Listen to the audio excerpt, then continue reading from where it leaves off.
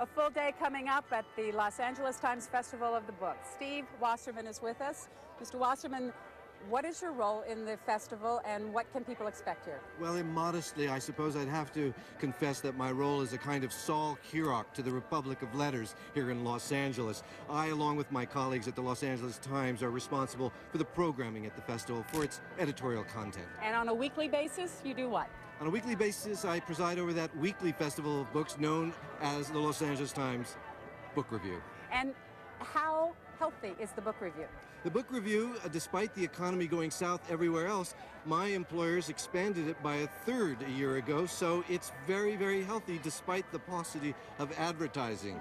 Shame on the book publishing world. They don't know how many people love and read books here in Los Angeles and celebrate the written word. Why did your newspaper begin this festival? This festival was begun 8 years ago. It was the mad idea of a woman named Narda Zucchino, who had the odd idea that there were quite a lot of people who would get off their Stairmasters and get up out of their lap pools and come off the beach for books. And the first year, they expected maybe 25,000 people to show up. 3 times that number came.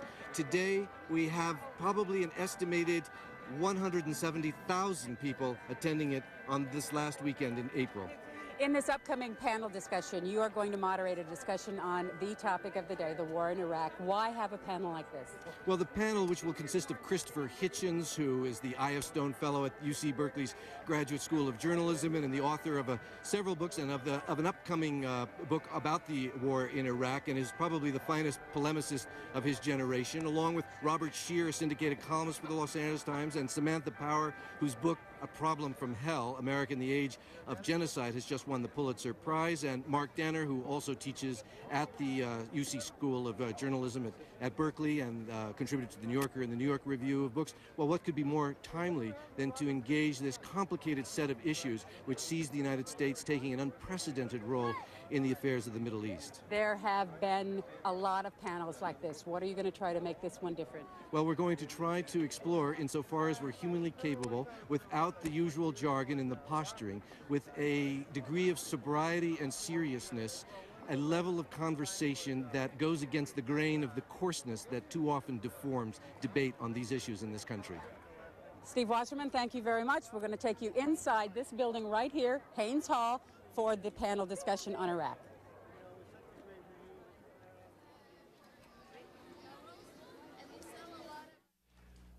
Before introducing our panelists, each of whom will make introductory remarks of about 5 minutes in duration each, then there'll be some rebuttal and we'll have an exchange after that. Before introducing them, let me make a few remarks. This debate, this discussion, this exploration of issues that have attached themselves like so many barnacles to one of the most difficult and thorny questions before the Republic is entitled American Power and the War in Iraq.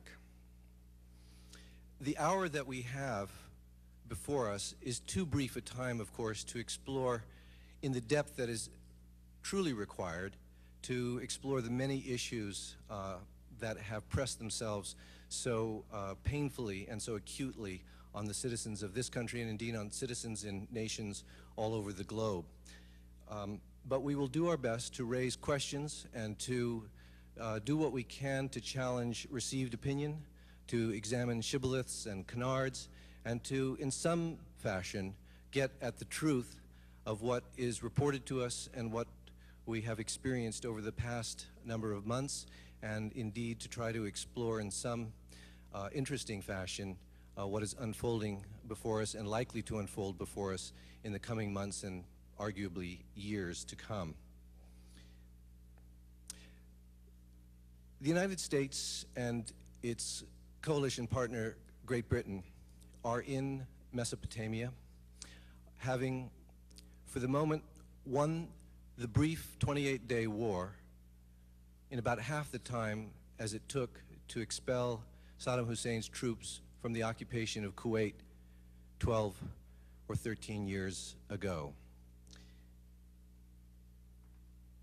The regime of Saddam Hussein is no more.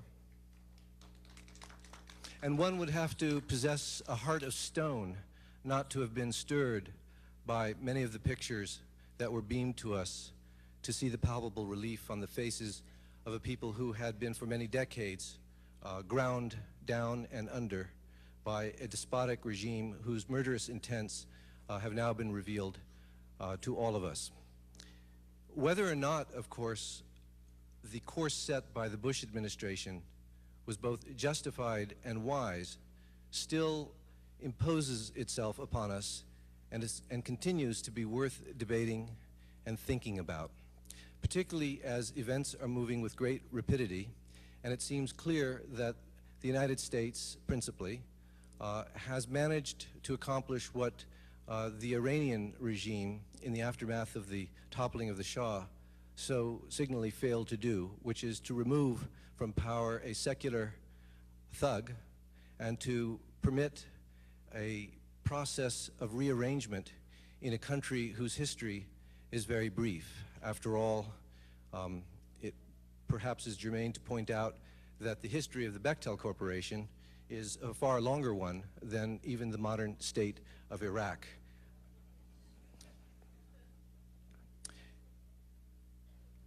Let us begin with the proposition that this course was both justified and wise, and let us try to ask the question, can the peace be kept? Can it be constructed? Is it wise to do so? Are there larger principles at work having to do with unilateral preemption and the rule of law? And let us think about those questions with as much sobriety as we can muster, and to free ourselves of as much rhetoric and cant as we are humanly capable of. That process and that debate has been too rare in a culture which has largely coarsened discussion of these important issues. Let me introduce first Christopher Hitchens, who is the I.F. Stone Fellow at the UC Berkeley Graduate School of Journalism, a columnist for Vanity Fair, and arguably one of the most gifted polemicists of his generation.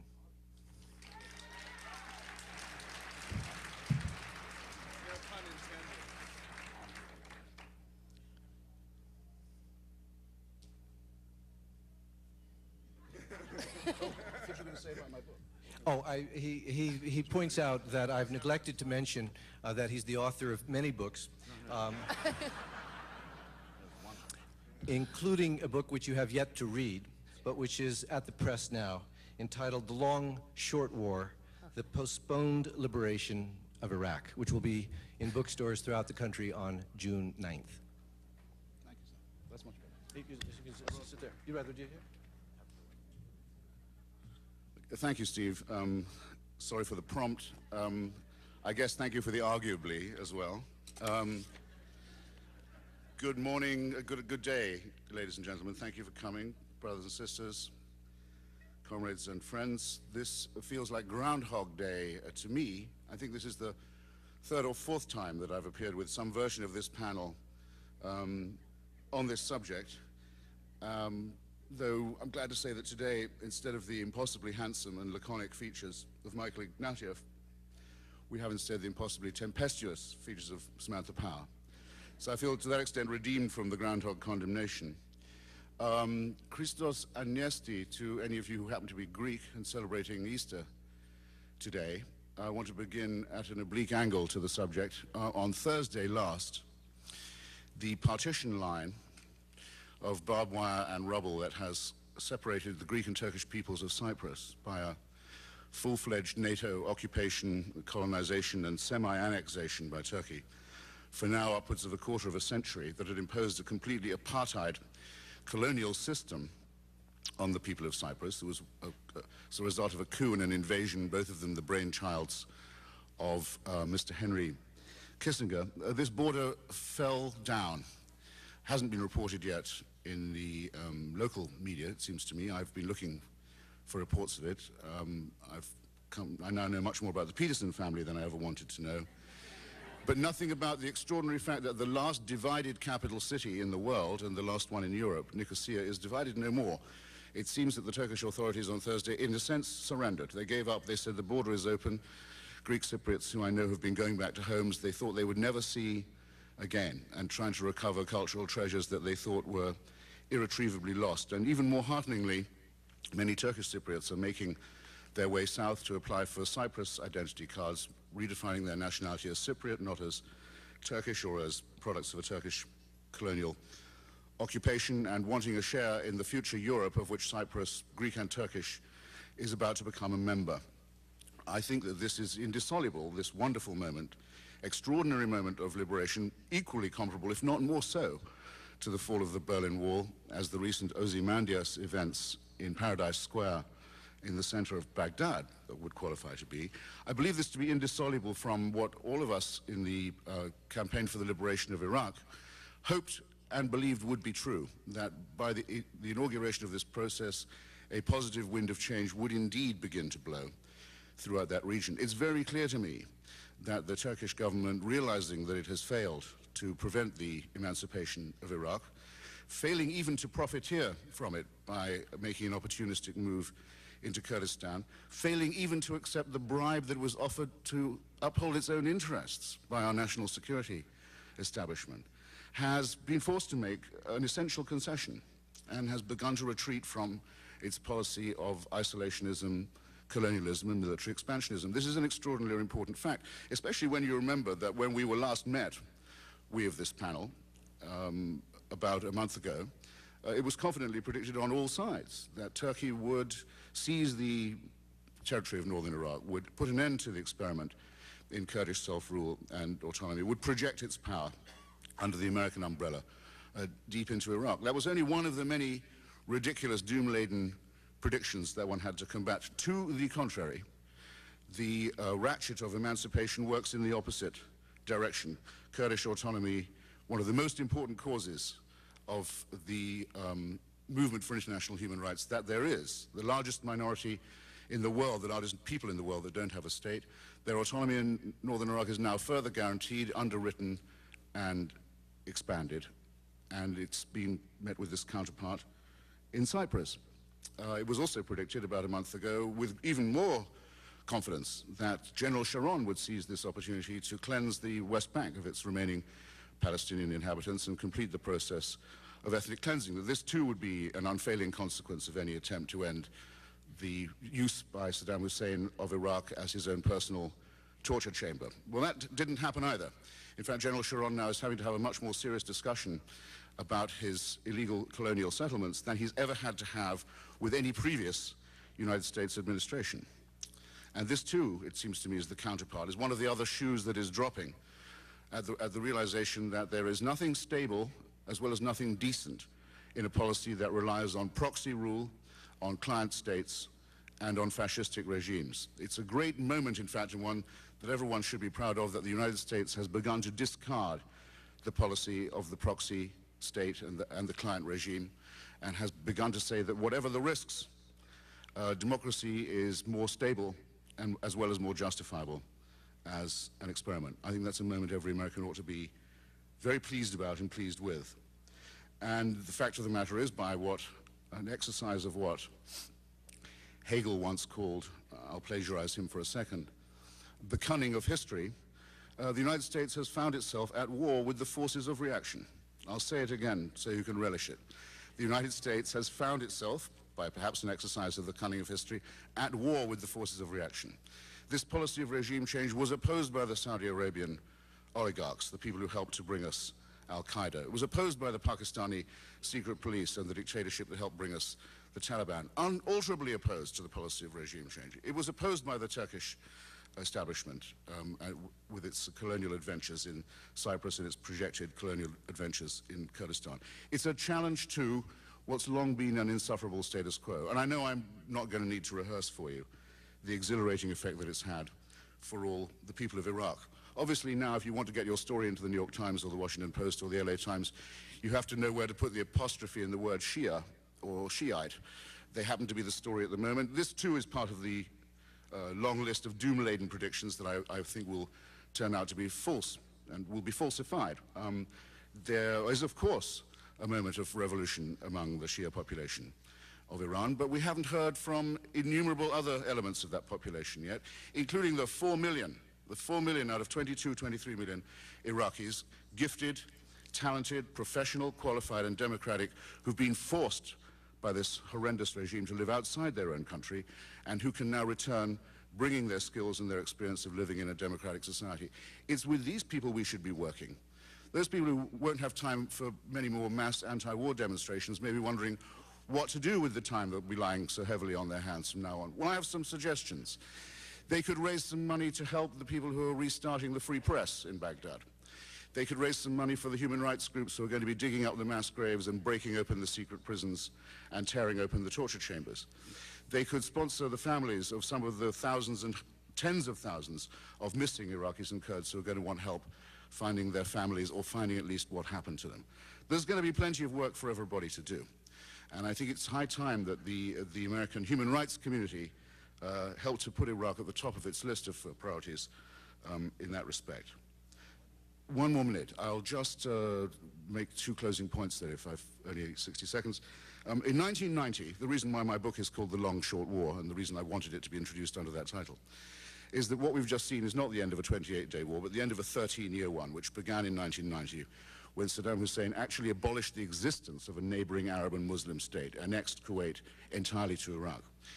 In the year 1990, he had a choice. He could either invade Kuwait before or just after he acquired a nuclear weapon, which the inspectors had then failed to find. They didn't find his nuclear weaponry till afterwards. The only self-criticism Saddam Hussein has ever made in his entire life is to say, I probably should have finished work on the nuke before I took over the whole of Kuwait. That's how self-critical he can be on a good day.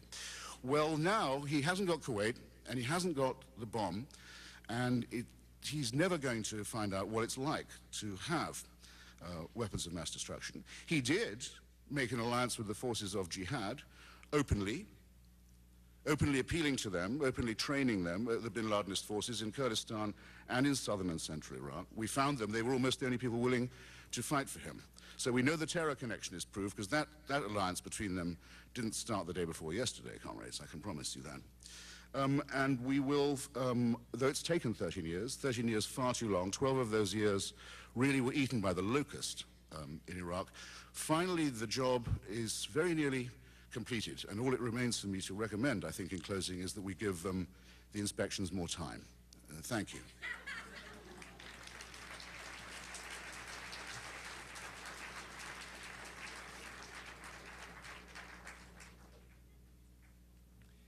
In the interest of maximizing the amount of time that each panelist will have, I respectfully ask each of them to remain at their current posts.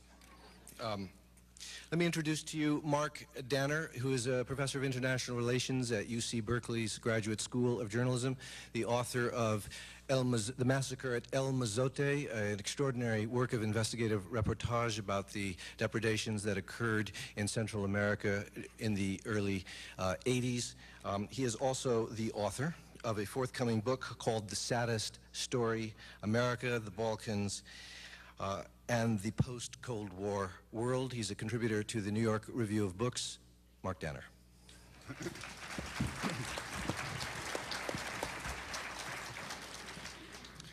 Thank you, Steve. Thank you for coming. This is indeed a Groundhog Day moment. Christopher and I have shared this stage now. I think this is the third time, and I am profoundly sad that I have thus far apparently failed to convince him of my arguments. But today he will have a further choice, or a further opportunity to be convinced. He said that the work is nearly completed in Iraq, and I would say that this is definitely not the end. It's not the end of the beginning. It's not the beginning of the end, excuse me, and it is perhaps near the end of the beginning. We've perhaps reached that. We're at the beginning of an occupation. We are at the beginning of a political project that must, as we always knew, follow the military project. And it leaves in front of us two main questions. Can the United States establish a lasting, stable, democratic political order in Iraq that is favorable to American interests? And second, the wind, the lovely wind that Christopher spoke about, where will that wind blow next? That is, what are the implications for American foreign policy and America's role in the world of the Iraqi intervention and of the other interventions that are currently being discussed at the highest levels of government, privately and, I would say, in recent days, very, very publicly. I think we are all blessed in that we're living in a plastic time. That is, things are changing, things are being reshaped. It happened first after the First World War, with the decision of the United States not to join the League of Nations. Second, in the late 40s, when the institutions of NATO, Marshall Plan, the United Nations, and others were set up, by which the United States led a struggle against the Soviet Union for half a century as leader of an alliance system. And it's happening now again, where you see the United States essentially demolishing a good deal of that alliance system and a good deal of that multilateral system and changing to the politics of unilateralism, hegemonic, unilateral, and very much reliant on military force. The question before all of us, and the one that we can, the answer to which we can follow every day in our newspapers, presumably on the front page, perhaps on the inside pages, is, can the United States establish a new order in the vacuum that it has created in Iraq? The dictatorship has been destroyed, a national security state that for 30 years has dominated the politics of Iraq, that has either exported or killed political competition and political opposition. It no longer exists. There is, to some degree, a tabula rasa, but there are political elements that we have already seen come to the fore in recent days, and that I would wager will come much more to the fore in the next weeks. One is the Shia structure of politics on the ground, which has already had, for the first time in 30 years, its yearly pilgrimage to Karbala, and has already begun staging demonstrations in the capital and elsewhere against the United States. We have in Iraq a situation similar to that, for all its differences, in Haiti after 1986, and in other countries we can think of after the end of despotism. That is, a new political universe is being born. We have planets, suns, constellations, wheeling off into space. We'll have newspapers, we'll have political parties, we'll have political groupings, we'll have alliances, and each of these political groupings will be trying to gain, to look for lucrative political issues. And the United States very quickly has already actually become the main political issue in the country. That is, we're trying to create a democracy, a democratic system, or at least we say we are, under the shadow, the inevitable shadow of nationalism. It is as if we're trying to do delicate work under our own shadow in the darkness. And that shadow of nationalism will become more and more prominent, I think, in the days and weeks ahead. The key problem in the Middle East, which we're going to confront, I think, and the problem raised by Christopher's talk, is if indeed we have been, over the years, for democracy in the Middle East, why are there no democracies there? And since there are no democracies there, why is it that we support and have continued to support autocracies, both by your tax dollars for military defense of the regime in the Gulf, the regime in Saudi Arabia, or by direct foreign aid in the case of Egypt, as well as other places, $3 billion a year? And the answer to that, I think, is rather simple, which is that the autocratic rulers of those states are favorable to American interests, or at least appear to be so, and the people, increasingly, are not. We are about to confront that issue and that paradox in all its glory in Iraq. That is, if the democratic order that we claim we support and that we claim to want to create is indeed created, it risks very much being an order that will be anti-American and certainly anti-American policy in the Middle East, and with respect especially to Israel and the Palestinians. A few days ago, Donald Rumsfeld simply said, when asked, what if a Shiite regime takes power contrary to American interests, he simply laid down the line, that will not happen. Again, there's an obvious paradox there when we talk about our ideas about democracy. I will prophesy that in the next weeks and months we will have incidents involving American troops who must be in the role of enforcing security in Iraq, involving demonstrations, involving other security matters that will make the United States front and center the main political interest in that, the main political issue in the nascent politics of that country. One of the surprising things over the past weeks has been, well, among other things, there were no flowers and sweets greeting us in the streets. But the second, most surprising thing, it seems to me, is that the United States was very unprepared for the occupation itself, and that a number of decisions that had to be made before it, most obviously how the country would be secured, how Americans would protect public buildings, how Americans would apply security in the main cities, and finally, what political order America would support, what would be its policy, for example, toward the Iraqi National Congress and Ahmed Shalabi. Those questions were not resolved within the government. They're still being fought over. We will see now the cost of this indecision. I think we'll also see the costs of the fact that the Pentagon is going to run this occupation. And the political mastermind, Donald Rumsfeld, it seems, will be the public face of this occupation. The Pentagon is not known for its political sophistication. It is known for its military prowess. And that the United Nations, partly as a result of the wounds that still remain from the pre-war diplomatic fight, is going to be kept out of things. So we see the continuing cost of this struggle. Thank you, Mark. And now we'll turn to Samantha.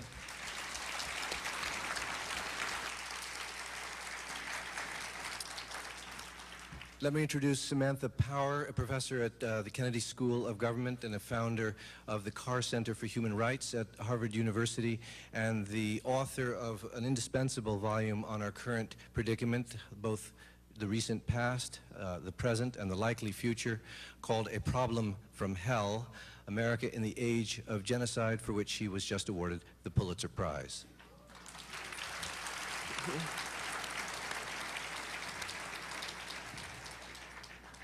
I don't know, still when I hear those words, it sounds about as unfamiliar as being told I've just won the Cy Young. She'd rather have won the Cy Young. I'd perhaps rather have won the Cy Young. A lot of people ask, because one of the chapters of the book is on the atrocities that Christopher went and explored firsthand in northern Iraq, the genocide that Saddam committed against the Kurds, the gassing, the destruction of the villages, the attempted eradication of rural Kurds in northern Iraq in 87, 88. How it could be that I could have been so skeptical about this war. And so I'd just like to begin by sketching sort of some of the reasons, I think all of which raise questions not only about the future of Iraq, but also, as Marcus suggested, about the future of American power, and also crucially, and something that we all have to take into account, the future of international institutions, because we seem to fall prey to a kind of romanticizing impulse when it comes to international institutions that I think those of us who experienced the Bosnia conflict should be wary of, but that's what happens when one ends up so skeptical about the motives and the plans of the administration. First reason, of course, to be skeptical about the war was just the loss of life, and here we can be grateful that it was mercifully quick. I do think that we all fall prey to a tendency to kind of write off deaths to Iraqi soldiers on the grounds that they are legitimate combatants. But I think, again, one of the questions this war raises, and any war against theocratic fascism or dictatorship or whatever does raise the forces of reaction, is when soldiers are gang-pressed often into service, should we be so consoled when the tens of thousands of lives lost are those of soldiers? So I just think it's a question worth raising and that's still with us. Second point, and this I think is really challenging for all of us, is, you know, again, there was a genocide committed by this man. I mean, if not there, then where, it seems to me, from a human rights standpoint. And I'm not Michael Ignatieff, but this was, I think, the argument that he made sitting in this spot a month ago. I felt that that the danger, and this just sounds like parsing, but that it was not a mortal danger and nor an immediate danger to the Kurds or to citizens of Iraq, and I'm sure Christopher will weigh in on this later, but that there was an argument that could be made for a punitive intervention 12 years later. There was an argument for preventive intervention, because God knows once one has committed acts like that, one is capable of doing it again. But that without the mortal immediate threat to life, your default toward multilateral sanction should remain in place. In other words, toward that requirement. And so this is intense formalism, though. And I think those of us who wanted, you know, a UN Security Council resolution quietly blinded ourselves to the lunacy of having Russia and China be the arbiters of our principles when it comes to human rights. And I don't think we take that fact very seriously. And I think as while we have good reason for turning to the Security Council, because they are the only guardians of legitimate, so-called legitimate and/or legal action. They are the only guardians of our order, and so it's one-stop shopping. It's the only place to go. But there is a tension built into this when it comes to actually them being the determinants of when that direct and mortal and immediate threat is actually posed. Thirdly, we of course had great skepticism about the human rights motives of individuals within this administration. Now, of course, the chapter in my book that is on Iraq documents how many of the officials who made today's policy were, in fact, of course, famously, legendarily, aligned with Saddam at the time that he was using chemical weapons against his own people.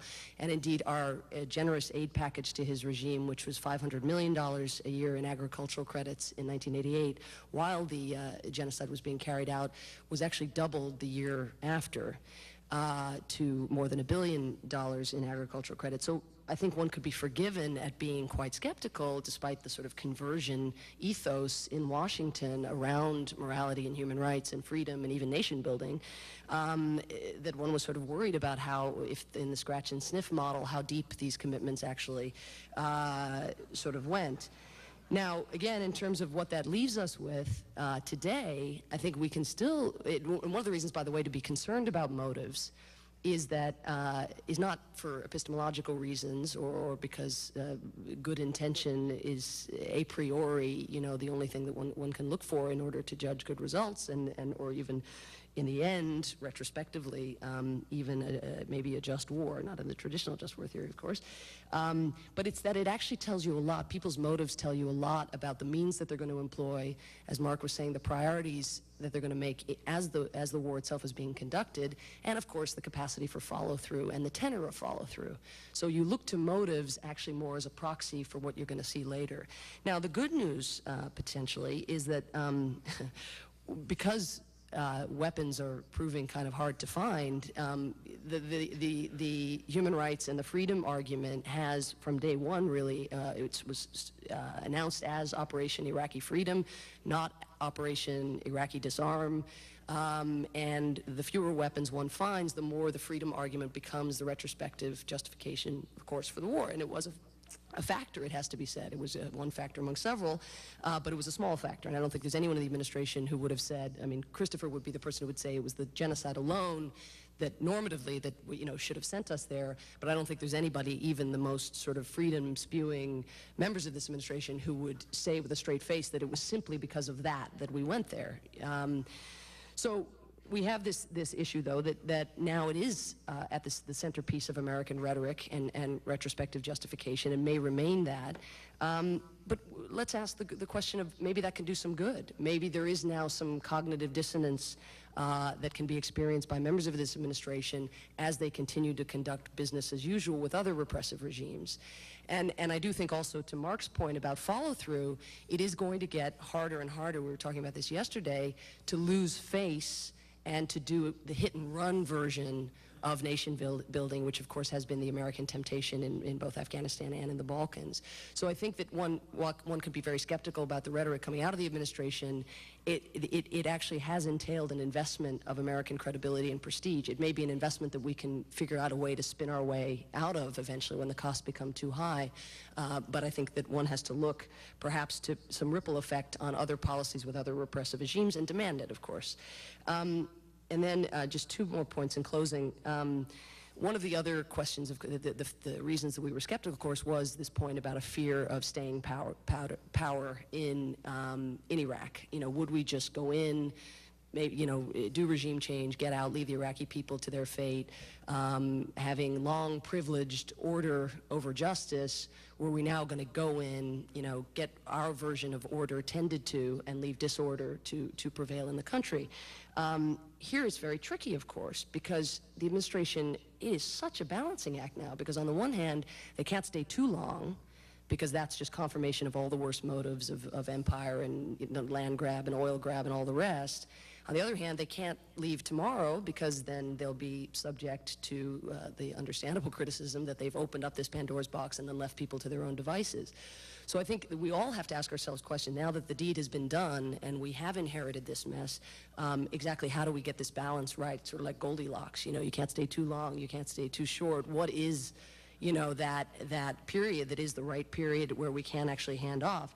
Again, I want to stress, though, we are very prone to romanticize both the United Nations as a sort of peacekeeping enforcement force and other member states who themselves, believe me, if they could have gotten that Bechtel contract, they too would have made a lunge in that direction. So we come back again and again to some very structural problems in the international order in terms of states being the guardians of the principles that we think that we hold dear. And then finally, and I hope if we get more time to talk more about this, but the main reason that I came down, ultimately it plunked, as Michael Walzer says, against the war, was just the fear that while it would make Iraq a more humane place, that it would make the world a much more dangerous place. And I don't think that we have grappled with the way that we have forfeited our legitimacy as the guardians of these principles.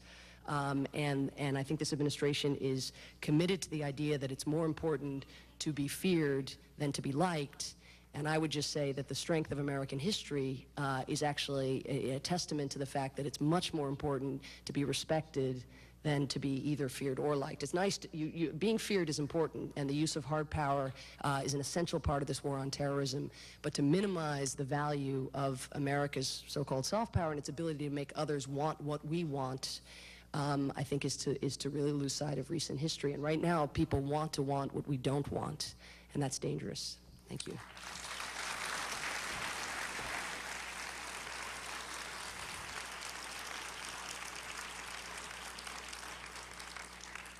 I'd like to introduce now Robert Scheer, the USC clinical professor at the USC Annenberg School for Communication, the author of numerous books, including America After Nixon, The Age of the Multinationals, With Enough Shovels, Reagan, Bush, and Nuclear War, and the serious but somewhat mischievously titled book, Thinking Tuna Fish, Talking Death, Essays on the Pornography of Power, and a syndicated columnist for the Los Angeles Times.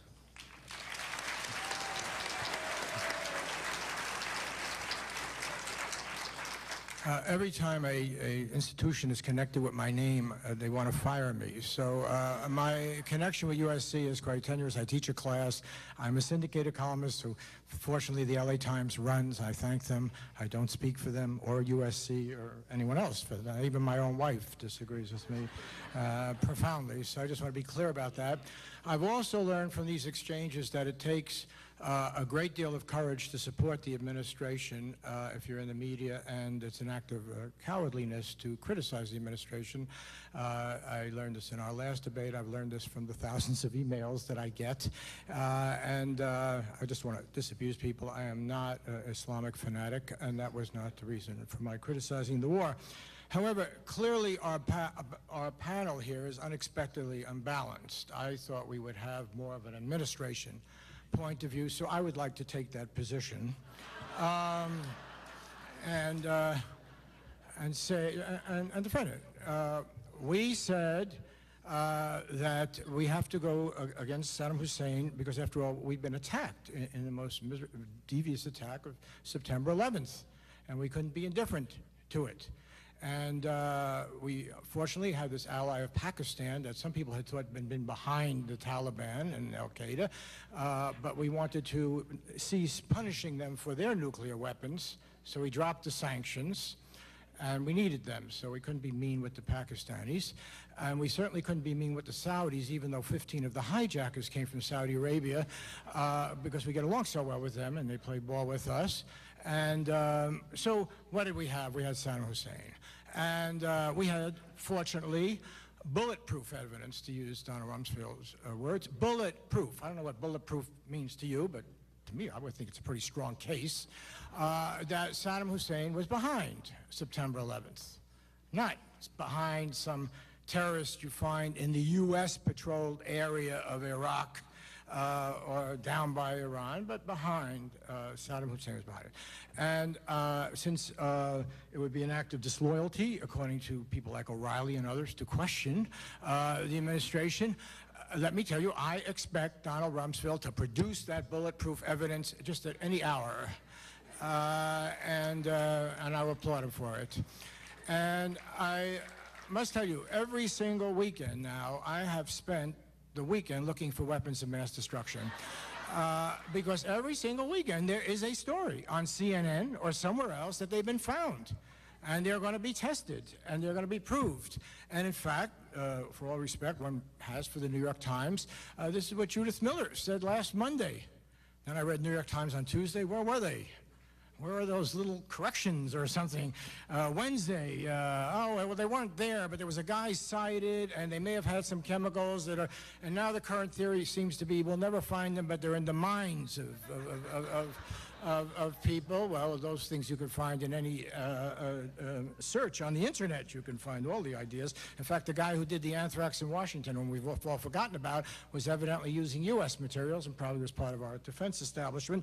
However, having said that, I still think we'll find these weapons of mass destruction because the president said so as recently as yesterday, and it would be unpatriotic to suggest that the president might be lying to us because we live in a democracy that we want to be the model of the world. So why would the president lie to us when he's building a model for the entire world? It would not make sense at all.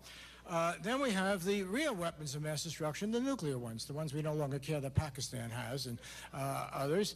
And, okay, that was a harder case to make because nuclear weapons, as you know, can pretty easily be detected and so forth. They give off all kinds of signals. You have to get a lot of equipment. You don't do it in your kitchen, as with some of these other weapons. But fortunately, we were able to find the properly forged documents to make the case.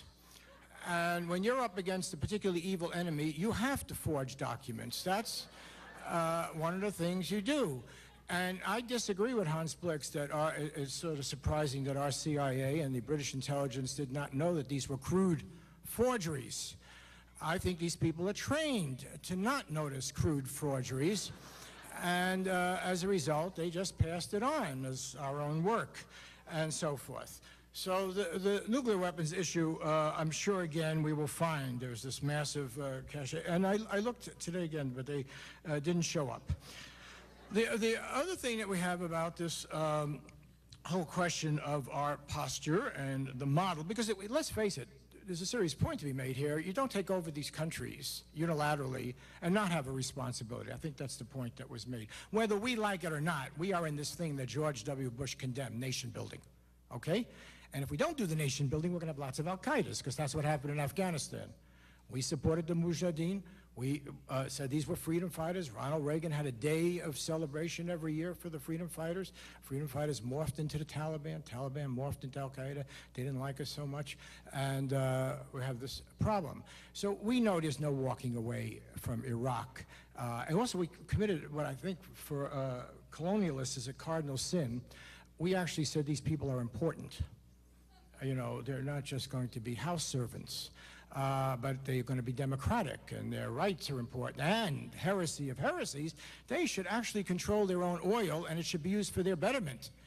This is the most radical notion of the last 50 years, that the resources of these countries should be used for the betterment of the people. My God, if you apply that to Oakland or Los Angeles, you're really going to have a revolution here.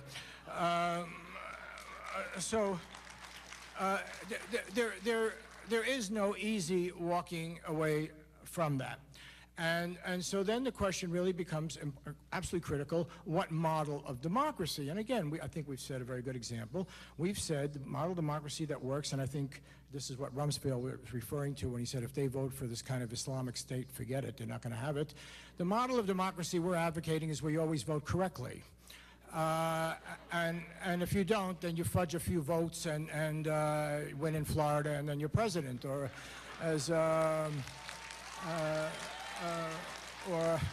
as please don't clap, because then my friend Hitchens, who I've known for many years, will accuse me of throwing red meat to the mob. And you know, people supporting your argument means your argument is invalid. I learned that from our last debate. But One more minute. 1 more minute. Okay, but I think that the critical thing here, the critical lesson is what really was the lesson. This is a country that once believed in the League of Nations, World, UN, and everything, and I think it goes to the previous point. We said that we can smash the United Nations, we can smash multilateralism, we can smash that vision of the New World Order, the expanded NATO and everything, because they did not vote our way on our timetable. We wouldn't even allow Chile 30 days, okay? Even when France was crumbling and said, give us 30 days. And what do we hear now? Instead of the President of the United States saying, hey, France is a democratic country, Germany's a democratic country, even Russia, I looked in Putin's eyes, very honest man, he was elected, I love him, they disagree with us, hey, that's how it works. Sometimes in democracy, you don't carry everybody along. Sometimes even decent, well-informed people, and the French, believe me, know a lot about colonialism. They had Algeria and Vietnam. They had their cafes bombed. They know this stuff quite well. Colin Powell, even in his book, said if he'd read Bernard Fall, he never would have gone to Vietnam, so they knew something about the previous mistakes. But here you have a situation where the President of the United States, instead of saying that, said these people they're the old regime, they're out of the debate, the UN Security Council is not worth anything because it's not going to vote our way, we won't even go for another vote. What are you saying about democracy? We are saying basically you're for democracy when it comes out in support of your interest, your skewed view at that moment. And I think the United States has set the worst example and has betrayed the most important ideal in this world, you know, which is that people are allowed to debate these things. They should be informed. They should not be deceived. The government should speak truthfully to them, and instead we've had a government that has lied to them far more effectively than I've been able to do playing the government role just now. Thank you, Buzz. Thank you, Mr. Scheer.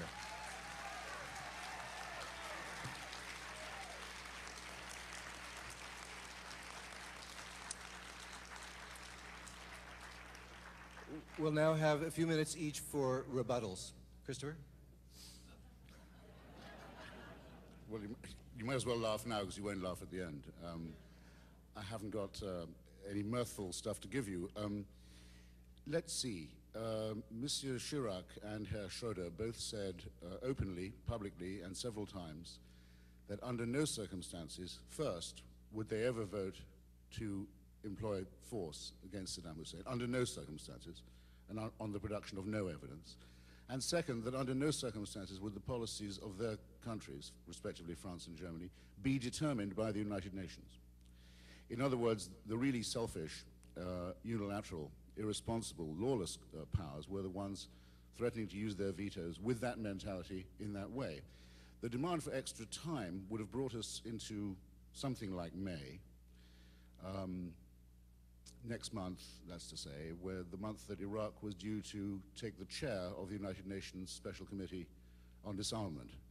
I'm now glad that it's Iraq's turn next month. I'm not so sure about the people who wanted it to happen when that would have been Saddam Hussein in the chair of the UN Commission on Disarmament, but that's what those who wanted more time were calling for. The other thing more time would have given would be the chance to buy a nuclear weapon off the shelf from Kim Jong-il in North Korea, who I think will not be going into that open market with quite the same insouciance that he proposed to do so before. But that was the axis as it would have existed had action not been taken. And those who are opposed to this war, however stand up away they adopt their position, have simply to explain what they propose to do about the intolerability of the pre-existing status quo. And I've indicated just some of what those consequences would have been. Now, I should say that everyone makes a great play of their misgivings and their second thoughts and so on. It would be unfair, I think, I hope they don't mean to imply that those of us who take a decided position don't understand the nature of a misgiving. Of course, those of us who took the side of the regime change policy knew what the risks were of factional strife in Iraq, of opportunist interventions by neighboring countries. But all of those things were in Iraq's future in any case. If the regime had been allowed to run its course and choose the time and means of its own expiry, can you imagine how immiserated the Iraqis would be now? Look what Saddam Hussein did to his people in the short time remaining to him, forcing people into the front line on penalty of having their tongues cut out, importing jihad forces from all over the region to do his fighting for him, training a special black-shirted force. If his regime had been allowed to run its course and continue to be able to threaten the oil fields of neighboring countries as well as of Iraq itself, there would have been a nightmarish end to this. We don't choose between keeping Iraq the way it was and intervening. Iraq was already melting down and constituting a danger to itself and others. And there's never any sense of the acceptance of this responsibility in the rhetoric of any of the critics of the policy. It may well be it may well be, it certainly is, it would be predicted by anybody, a resurgence of theocratic politics among the Shia. It has to be noticed, however, that in Iran, the major Shia country in the world, a country of between 65 and 70 million people, the tendency is all the other way. They've tried running their country out of a holy book, and they found out what happens when you try. It cannot be done. The Shia revolution, the Ayatollah's revolution in Iran, is an admitted failure, and most of its people want to be rid of it. So that's what I mean when I say that the wind of change blows in both directions. Yes, there are reactionary and unwelcome consequences, but there is a definite tendency towards political reform. And the most encouraging other development in the region is clearly the emergence of a civil society opposition in Iran itself, which again, I insist, should be the business of the so-called left and anti-war and human rights forces to support, to endorse, to encourage, instead of endlessly sneering about. That would be my proposal. Now, it is beyond doubt that Iraq at one point had extensive nuclear, chemical, biological, and other weapons programs. That's beyond doubt. Nobody disputes it. The nuclear reactor was only discovered after the intervention in Iraq in 1991, and that we only discovered that way how near Saddam Hussein came to the threshold of joining the Kim Jong-il club. Why didn't we discover it earlier? Because Hans Blix had certified that Iraq was exemplary in its compliance with the Non-Proliferation Treaty. That's why we didn't discover it earlier. In the same way as Hans Blix has certified North Korea repeatedly in the 1990s as in full compliance with the Non-Proliferation Treaty. Excuse me if I don't take the word of Dr. Blix seriously at all. And we know from the tapes shown by Secretary Powell to the United Nations, we certainly know this much. Those inspection teams had been penetrated and some of their members turned. The Iraqis knew where the inspections were coming and when. The process had become insulting. It had been degraded and corrupted. I know myself of someone, a very senior inspector, who was offered a personal bribe of $1 million by Tariq Aziz in person in his office. Not everyone said no, evidently. If it turns out that Iraq has destroyed, or did in the closing days of the Saddam Hussein regime, destroy its chemical and biological weapons stocks, which I hope they were smart enough to do, then that's one up for those of us who said, well, if you don't destroy them, we're going to come and destroy them for you. I'm sorry, the irony is not at our expense if Iraq is disarmed. It proves our point. And if it was at anyone's expense, it would be at those who told me repeatedly in the run-up to this intervention that if it took place, Saddam Hussein would obliterate Israel and other neighboring countries with chemical and biological weapons. They told me that's what would happen if he was challenged. Well, don't they feel any sense of embarrassment at the apparent fact that Iraq is, at any rate, appreciably nearer to being disarmed than it was before? This is no time for witless sneering on that point either. I think that's all I'll say for now. Thank you. Christopher.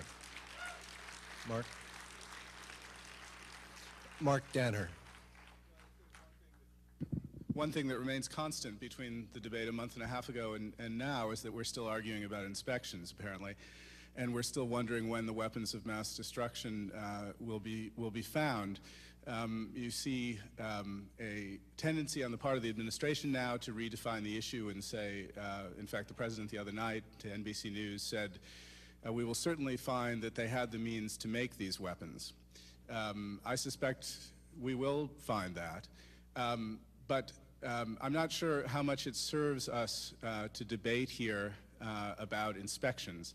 I think it's very clear, as Samantha noted, that there were a number of different reasons for the war, that when we talk about governments or when we talk about the Bush administration, even though we tend to personify it and say it does this because, we're in fact talking about a great number of people, especially those at the top who tend to be very aggressive and strong-willed and who fight with one another. And we're looking at a political synthesis that ends up bringing you a particular action. And it was clear there were national security reasons that descend from the Carter Doctrine about the security of the Persian Gulf and our need for oil. It was clear there are many people who were worried about weapons of mass destruction, the capability to build them, if that. And then there were other people who had this vision of democracy in the Middle East. The interesting thing now, and the reason why we are all lucky to be sentient citizens in this moment of history, sentient American citizens, is we are seeing in front of us those differences worked out. There is a jostling in the administration, and a jostling that will become more and more violent as this occupation continues. And the interesting thing will be the kinds of stresses that Samantha mentioned, the stresses between those who will be happy having gotten rid of him and will essentially want to wash their hands of the matter, those who truly believe, to probably the growing astonishment of their more cynical colleagues, that democracy can be installed in Iraq, and others who have their own reasons for making this intervention. My interest, we can argue I think about the French, we can argue about the Germans, we can argue about the effects of these debates, but it seems to me that, again, as citizens, what we should be concerned about is how this occupation will develop and what it will lead to. I tried to give a sense in my opening remarks about the difficulties of imposing a democratic, stable order in Iraq now, and I think we will see those difficulties played out in the coming days. What is of even more interest to us, I think, will be the domestic effects of that. That is, if the occupation starts to look bad, if there are increasing political problems, if weapons of mass destruction are not found, or very few of them are found, all of this will redound and hurt or affect the administration. All of us, I think, should remember that we now have a Republican Party that is absolutely dependent for its political energy on national security. That is, it is dependent on foreign policy and national security for its popularity. Its domestic policies are very unpopular, and indeed 9/11, I think it is fair to say, was an extremely fortunate event for the Republican Party. I mean, that sounds like an awful thing to say, but the fact is that the Republican Party came out of the 90s having lost its two key issues. One, in economic policy, that is a balanced budget and economic fiscal responsibility, which had been destroyed by the huge Reagan deficits and by Clinton's successful pursuit of a balanced budget and high growth, and national security policy, which ended with the Cold War. Thank you, Mark. Not only has time for inspections begun to run out, but I'm afraid I'm informed by my overseers that the time for at least this even modest debate is fast running out. Can I add one sentence? You may add one sentence, and then I want to give both Samantha and Mr. Scheer an opportunity as well. My one sentence is that to the extent this looks bad in Iraq will be the extent those who want to extend this revolution by force of arms elsewhere, they in the administration, they will be strengthened. And that is what we should keep our eye on. In the interest of time, I'm afraid I have to ask you to speak twice as fast in half the remaining time. Samantha Power. With me, that's a very bad idea. I already speak like the Federal Express guy. Iran, just a point to respond to Christopher, I think he's so right about the revolution that's taken hold there, but one of the things we have to ask ourselves is, isn't that actually a model for vernacularizing a process, a democratic process? One of the things, as you know, that the dissidents and the heroes of that imminent counter-revolution, one of the positions they've taken is the United States, just whatever you do, don't show up with the hairy hands of USAID. You know, don't, you know, send us computers, don't taint us by association with your, you know, project, your imperial project. And if we are sensitive, we will not. But there are people within the administration who are not at all solicitous, in fact, of the democratic impulse of the Democrats within these societies. And I think that there's a sort of bullying and a one-size-fits-all temperament that we have to be very careful. But I hope you're right that we won't go there. But we all have to ask ourselves about what democracy means. I mean, the point was raised about wanting democracy being wanting our results, or the results that we like. And the president, in his interview with Brokaw, said this week, my preference is for church to be separate from state. That is his preference. It's most of our preferences. And the collective challenge is, how do we build not just a democracy where the Shia do go to the poll and do create another, we have to wait another 20 years for a vernacularization of that counter-revolution with another theocratic fascistic regime. How do we create a liberal democracy and not just a poll voting democracy? And then final point, I hope an important one, I think a lot of this debate has been about Iraq, and this replicates very much, I mean, it has been, that's the title of the panel, it's fair, but it replicates very much the way the Bush administration, I think, itself had a debate about Iraq, and it brings a singular, it's a quite typical American and empire or superpower feature, but it brings an exaggerated and an unprecedented a la carteism to the way it focuses on its foreign policy. So it actually thought that it could have the debate about whether to go to war in Iraq, whether on human rights grounds or on disarmament grounds, without noting that the credibility of our arguments was being gauged on the basis of our policies in other areas. So they didn't see how our position on AIDS, drugs, and intellectual property concerns, or on farm subsidies, or on climate change, or an international criminal court, all of that happened in other areas. We were having a debate within the four corners of Iraq.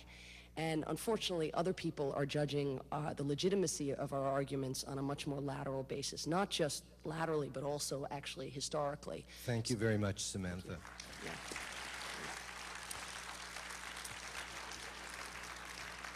Robert Scheer. This is what, 10 seconds of truth? Okay. If you can confine it to even several haikus strung together, that would be appreciated. Well, let me give us several haikus. I mean, I can't do it as a poet, but A, we are the strongest nation that has ever existed in the world, disproportionately more powerful than any society, and we are more chicken shit, more afraid of our own people than we've ever been. I don't get it. I don't understand why we have prisoners locked up and they don't have a right to lawyers. I don't understand why immigrants have to register. I don't understand why these talk show nuts keep telling us we can't challenge them. I don't understand, where are the advocates of democracy? Who are the people who believe in free debate, for God's sake? When is there a better time to debate than when you're thinking about remaking the whole world? You know? Why shouldn't you be debating it? You know? And on every level. We said those scientists in Iraq should be in an environment where they could speak freely. Why are they being held? And why is there not one single journalist that seems to want to interview them? They've been held since April 12th, the most leading. What are they doing? Being worked over? You know? Are they being treated like they're being in Guantanamo?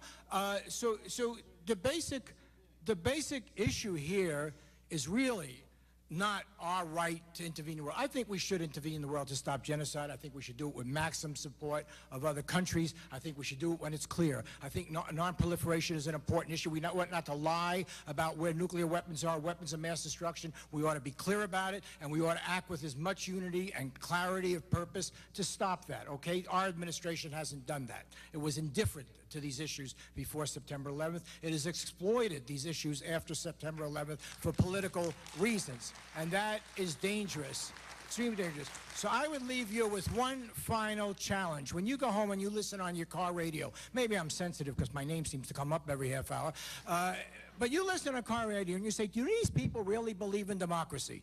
Do they really believe in free debate? Do they really believe that truth drives out error? And the mistake of those totalitarian societies, including Iraq, is they wouldn't let people speak, so they went down this dangerous road. Or are these people really, these neoconservatives, a variant of the old permanent revolution that characterized that old left, whether it was Trotsky, Stalin, or whatever, that they knew best how to make a better man and a better world and a better map, and by God, they were going to do it no matter how much damage it caused, because they had the military strength to do it. A very dangerous posture supported by a relatively small number of people in our administration, and I suspect opposed by most of the adult foreign policy people in this country, probably the president's father included.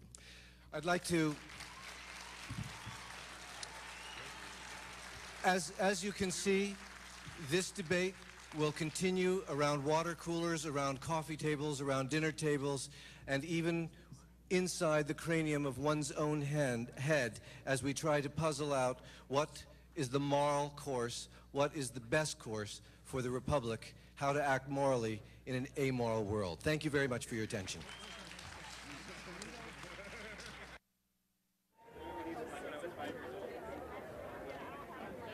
Book TV's coverage of the